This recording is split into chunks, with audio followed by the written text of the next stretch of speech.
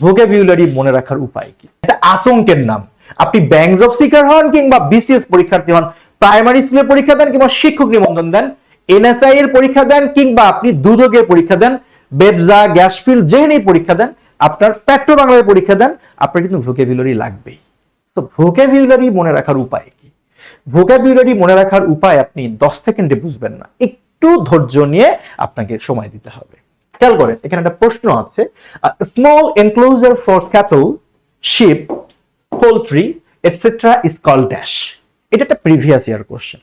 এখন আপনি question bank থেকে ঠাড়া বড়া মুখস্থ করলেন, এই প্রশ্নের উত্তর হচ্ছে পেন। বিশ্বাস করেন ভাই, এটা দিয়ে আপনার কোনো কাজে আসবে না। তাহলে কিভাবে পড়া উচিত ভাই? পড়া উচিত এভাবে যে সেলার মানে কি? সেলার অর্থ হচ্ছে ভূগর্ভস্থ ভান্ডার, অর্থাৎ মাটির নিচে যদি আমরা কোনো টাকা পয়সা অর্থ সম্পদ কিছু খুলে রাখি, সেটা হতে পারে একটা সেলার বা ভূগর্ভস্থ ভান্ডার। আর স্টাইর অর্থ হতে পারে প্রাণীর আস্তানা, বিশেষ করে কোনো শূকরের আস্তানা, যেখানে শূকরকে রাখা হয় সেই আস্তানাটা। আচ্ছা, আর লেয়ার হতে পারে বন্য প্রাণীর আস্তানা, অর্থাৎ বন্য প্রাণী যেখানে থাকে সেটা হতে পারে লেয়ার। পাশাপাশি আরেকটা ওয়ার্ড আমরা একটু জেনে রাখি, ডেন, ডিইএন, ডেন মানে আমরা বলি গুহা, আসলে ডেন হচ্ছে হিংস্র প্রাণীর আস্তানা, অর্থাৎ যেখানে হিংস্র প্রাণী বাস করে সেটাকে আমরা বলি ডেন। এখন বাকি রইল কি? পেন। পেন মানে কলম, সেটা তো আমরা জানি। পাশাপাশি মনে রাখবো পেন মানে হচ্ছে খোয়ার, অর্থাৎ হাঁস মুরগি কিংবা গরু ছাগল আমরা যেখানে রাখি সেটাকে বলে খোয়ার। আপনাদের গ্রামের ভাষায় খোয়ারকে কি বলে অবশ্যই কমেন্ট বক্সে জানাবেন প্লিজ, আমি একটু জানতে চাই। তাহলে আমরা এখানে কি জানলাম ভাইয়া? আমরা জানলাম সেলার হচ্ছে ভূগর্ভস্থ ভান্ডার, তাই হচ্ছে শূকরের আস্তানা, পেন হচ্ছে কলম কিংবা হাঁস মুরগি গরু ছাগল রাখার খোয়ার, আর লেয়ার হচ্ছে বন্য প্রাণীর আস্তানা, কিন্তু ডেন হলো হিংস্র প্রাণীর আস্তানা। আপনার কি কষ্ট হয়েছে? একদমই হয়নি। আপনি জানার জন্য জানবেন, খবরদার পরীক্ষার জন্য আপনি শিখবেন না, শিখবেন নিজের প্রয়োজনে, জানার আগ্রহ থেকে শিখবেন আপনি। এখন প্রশ্নে বলছে স্মল, একটা ছোট এনক্লোজার, আবদ্ধ জায়গা, ফর ক্যাটল, গবাদি পশুর জন্য, শিপ, ভেড়ার জন্য, কিংবা পোল্ট্রি, হাঁস মুরগির জন্য। এই হাঁস মুরগি রাখার ছোট্ট আবদ্ধ জায়গাটাকে কি বলা হয়? উত্তর হবে পেন। এই যে আপনি ব্যাখ্যা সহ পড়লেন, এইটা ইনশাল্লাহ ইফেক্টিভ হবে আপনার ক্যারিয়ারের যাত্রাটাকে আরো স্মুথ করার জন্য, এটাই ইফেক্টিভ হবে। কিন্তু ঠাড়া বড় মুখস্থ করলেন তো বিপদে পড়লেন। মনে জানেন তো, শর্টকাটে পড়ে যারা অকালে কিন্তু ব্যর্থ হয়, তারা মরে তারা। সুতরাং শর্টকাটে পড়া যাবে না। দেখেন, আমি নিশ্চিত, আমি হলপ করে বলতে পারি আপনাদের কিন্তু শেখা হয়ে গেছে। সেলার কি? ভূগর্ভস্থ ভান্ডার। স্টাই কি? শূকরের আস্তানা। পেন মানে কলম, আবার পেন হচ্ছে হাঁস মুরগি গবাদি পশু রাখার একটা খোয়ার। তারপরে ডেন কিন্তু হিংস্র প্রাণীর গুহারা, আর লেয়ার হচ্ছে বন্য প্রাণীর, সাধারণ বন্য প্রাণীর আস্তানা। তাহলে আমরা কিন্তু নিমিষে এখানে 6টা ওয়ার্ড শিখে গেলাম, কিন্তু খুব একটা কষ্ট হয়নি। খেয়াল করেন এবার কি বলছে দেখেন, a person who does not believe in any religion is called dash. একটা ব্যক্তি যে কোনো ধর্মে বিশ্বাস করে না তাকে কি বলা হয়? এটা আপনি ঠাড়া বড়া মুখস্থ করলেন যে তাকে বলা হয় প্যাগান। কেন ভাই এভাবে মুখস্থ করবেন কেন? আপনি নিজের মনকে বুঝান যে অ্যাথেইস্ট হতে পারে তো, কিন্তু কেন হবে না? কারণটা হলো ফিলাটেলিস্ট মানে ডাক টিকেট সংগ্রহকারী। অপশন এ বি তে কোনো উত্তর নেই, সি আর ডি টা একটু কনফিউজিং। খেয়াল করেন, আমরা জানি যে এই যে অ্যাথেইস্টের এটাকে যদি বাদ দেই, এই থেইস্ট হচ্ছে আস্তিক, মানে যে ঈশ্বরে বিশ্বাস করে, সৃষ্টিকর্তায় বা আল্লাহে বিশ্বাস করে, সে হলো থেইস্ট। বাট যদি বলি অ্যাথেইস্ট, সে হয়ে গেল নাস্তিক। নাস্তিক কাকে বলা হয়? আমরা তো অনেক সময় অনেকভাবে নাস্তিক বলে থাকি, আসলে মূলত নাস্তিক নরমালি বলা হয় তাকে যে সৃষ্টিকর্তাকে বিশ্বাস করে না, যে মনে করে যে সৃষ্টিকর্তা বলে কিছু নাই, তাকে নাস্তিক বলা হয়। আর প্যাগান কি? প্যাগান হচ্ছে এমন একটা শ্রেণী যে হয়তো বিশ্বাস করে সৃষ্টিকর্তা আছেন, কিন্তু সে প্রচলিত হিন্দু, মুসলিম, বৌদ্ধ, খ্রিস্টান যে ধর্মগুলো আছে এগুলোতে তার কোনো বিশ্বাস নেই। এই শ্রেণীটাকে বলা হয় প্যাগান। তো আমার প্রশ্নে বলা হয়েছে যে ব্যক্তি ধর্মে বিশ্বাস করে না তাকে কি বলা হয়? তাহলে কি উত্তর নাস্তিক হওয়া উচিত? একদমই না, উত্তর হবে প্যাগান। এখন যদি প্রশ্নটা হতো a person who does not believe in any god বা আল্লাহ, তাহলে সেই ক্ষেত্রে আপনার উত্তরটা হইতে পারতো কি বলেন? অ্যাথেইস্ট। কথা কি ক্লিয়ার? এই যে আমরা একটা ব্যাখ্যার মধ্য দিয়ে আমরা প্যাগান আর অ্যাথিস্টের মধ্যে পার্থক্য জানলাম, আপনার কি মনে হয় পরীক্ষা আসলে এটা ভুল করার কথা? একদমই না।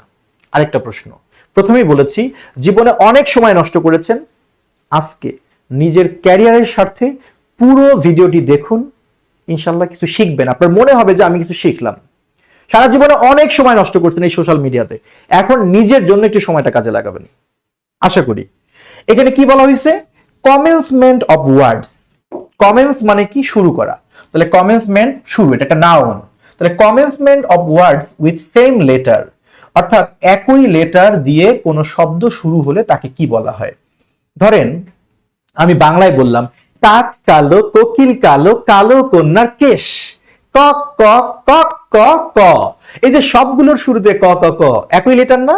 আচ্ছা, আমি ধরেন ইংলিশে একটা বাক্য বললাম, Babul bought a piece of butter, but the butter Babul bought was very bitter. কি বলছি?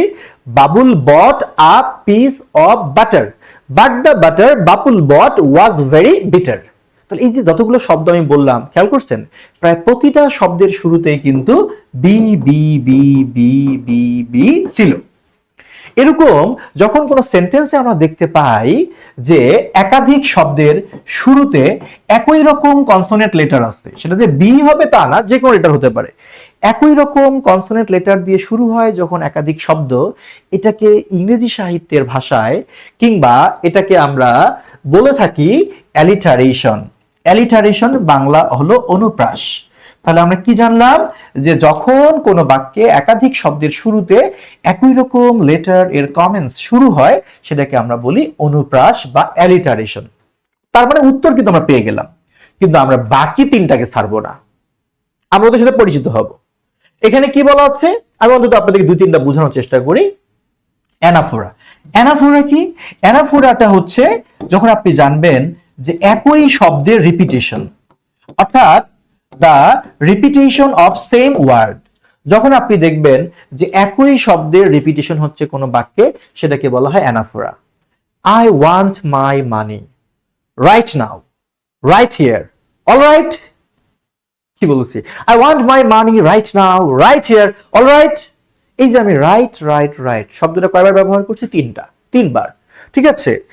এই যে alone alone, all all alone, alone on a wide wide sea, এই একই শব্দ বারবার রিপিট করা, বারবার ব্যবহার করা বা একই শব্দ রিপিটিশন করা, এটাকে বলা হয় অ্যানাফোরা।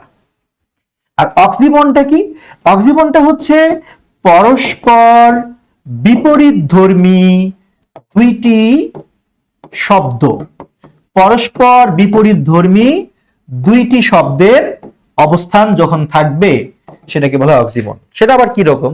অনেক সময় বলি না, আরে এটা তো ওপেন সিক্রেট, কে না জানে। খেয়াল করছেন? ওপেন আবার সিক্রেট সাংঘর্ষিক হয়ে গেল না? যা ওপেন সেটা আবার সিক্রেট কেমনে হয়, আর যা সিক্রেট সেটা আবার ওপেন কেমনে হয়? সাংঘর্ষিক।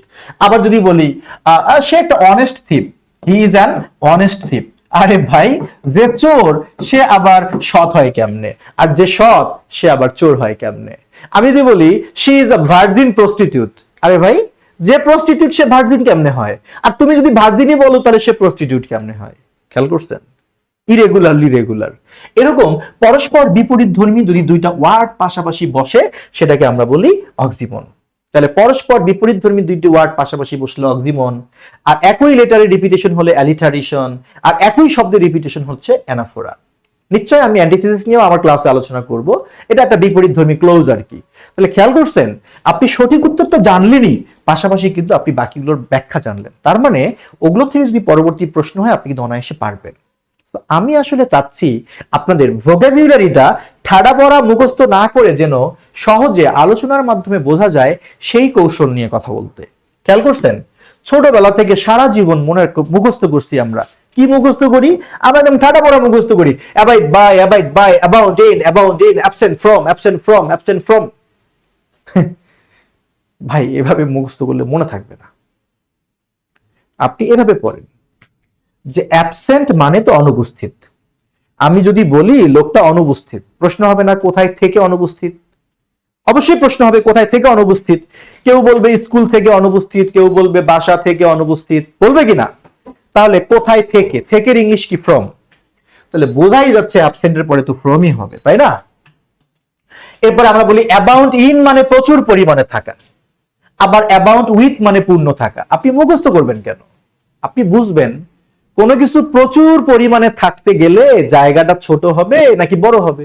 তো বড় হবে। তো বড় স্থানের পূর্বে কি অ্যাড বসে নাকি ইন বসে? ইন বসে। তাহলে প্রচুর পরিমাণ বোঝাতে অ্যাবাউন্ড ইন তো হবেই। আর পূর্ণ থাকা মানে কি? কোনো কিছু দিয়ে তো ভরা থাকবে, দিয়ে ইংলিশ কি? উইথ। সো সেই ক্ষেত্রে তো অ্যাবাউন্ড উইথ হবে। এইভাবে যদি আমরা প্রতিটা ব্যাখ্যা সহ একটু পড়ি, তাহলে আপনি ভাবেন তো এগুলো কি মনে না থাকার কোনো কারণ আছে? একদমই কোনো কারণ নেই।